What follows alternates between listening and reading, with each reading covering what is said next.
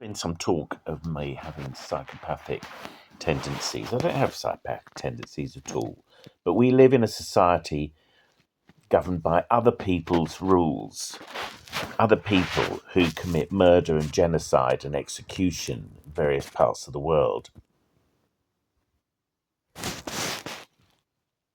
I wouldn't do anything that I'm not comfortable with, and I certainly wouldn't want to go to prison.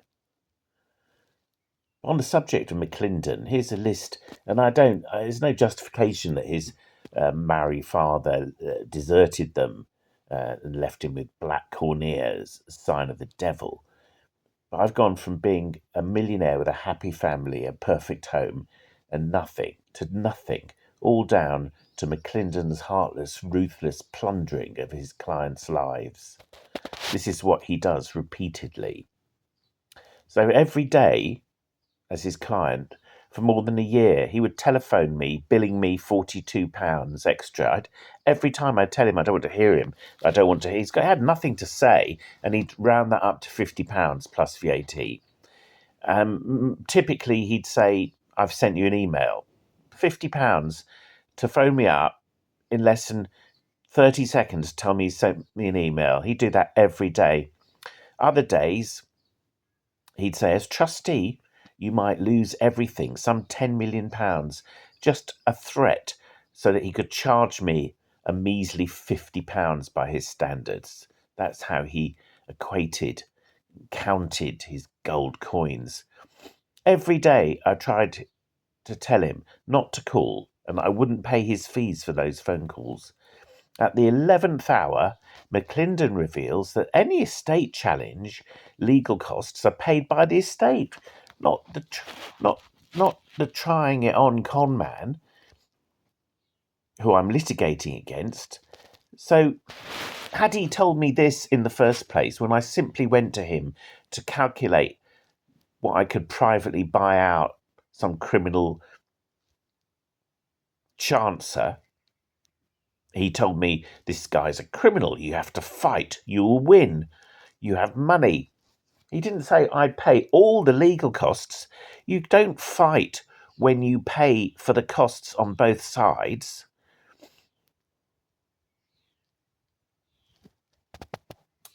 Acting as a direct DPA barrister, which is illegal, he had to charge me a pigeonhole solicitor's fee to make it legal, £6,000.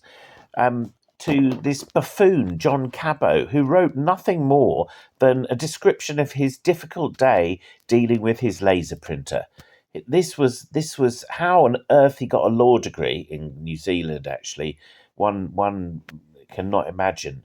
McClinden refused to give legal advice about Talata, which would have resolved my litigation in my favour at negligible cost. He allowed the other side 6 months to accept private settlement in order to increase his fees. He turned my son against me in order to create further litigation and increase his fees. He turned my partner against me to create further litigation and increase his fees. He undermined, "Stop me when you want to deal with McClinden." He undermined my position to secure property without inspection because McClinden was impotent. All McClinden's clients want to kill him. He left New Zealand because they shot him. He lives off the King's Road behind fence bars and travels even 25 yards by taxi to avoid assassination. He has no friends at all. Nothing. Zilch. But that doesn't make him feel any better. It doesn't make, me feel any better. He used to holiday in Hawaii. This is what rich people do. And he'd pay £1,000, he told me this quite proudly, for bareback sex, eventually leading to conception and marriage to a very nice Japanese lady. McClinden invited me to Sunday lunch chicken once, serving £1,000 bottle of wine that he'd taken off a client who had also refused to pay. During lunch, his wife called him a judge, but not a sexy man. She said that I was a sexy man. McClinden, annoyed, he closed proceedings, told Momo that she was tired and that we all had to leave. Whilst he was in the kitchen, Momo took off her knickers and, feigning faintness, pulled me onto the sofa, kissed me, and then tried to have sex with me. I politely declined because I hadn't at that point completely realised what a scoundrel and a piece of dearth mclinden was. Otherwise, I would have, just to piss him off. mclinden charged me £27,500. This is after taking £480,000 off me for the litigation to protect my brother's estate. He then took £27,500 off me in the first month's payment for a draft letter that was never sent to my partner. I refused to pay. He sued me for £35,000, filing bankruptcy twice, which is illegal. The judge didn't believe me. You can only file for bankruptcy once. Bankruptcy threatening assets I owned of £10 million. I had to back down and pay him his £35,000. The judge declared that he'd help me at the final hearing. He was disgusted with mclinden.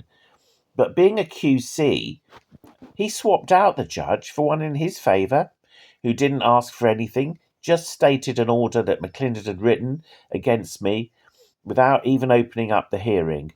mclinden then spoke for 40 minutes. Rubbish, I thought.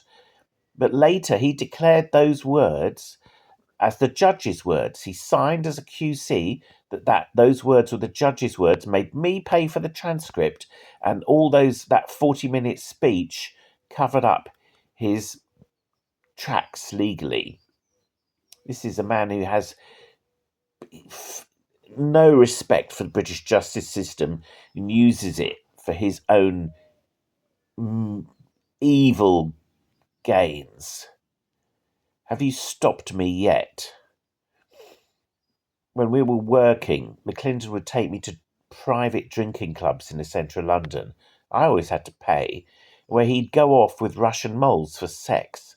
Then he used to point out all the Russian mobsters, saying that they were all looking for lawyers, but that he would never represent them because they'd end up shooting him.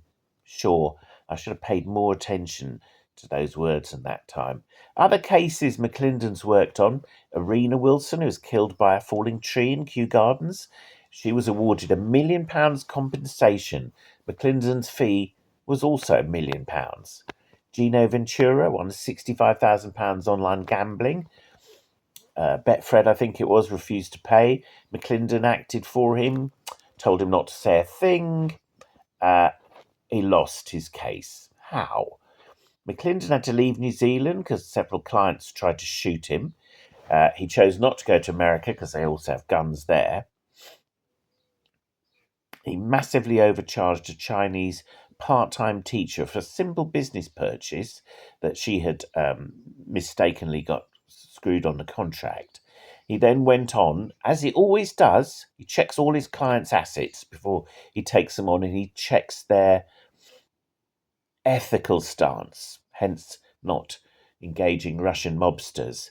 He took this Chinese teacher's house, her mother's house, and her ex-husband's house, all under the watchful eyes of the UK justice system. He overcharged two brothers who he said were stupid enough to fight over their business, and he took control and ownership of the third floor at the London's Gherkin for their refusal to pay. He took $650,000 off Nikki, her house in Hampstead Heath. And the Black Widow, my favourite, she was found guilty of plotting to murder her millionaire English husband, Barry Pring. mclinden got her off charges on a technicality. She was still found guilty, but on some weird technicality, she was allowed to be out of prison, and she couldn't go to prison because of...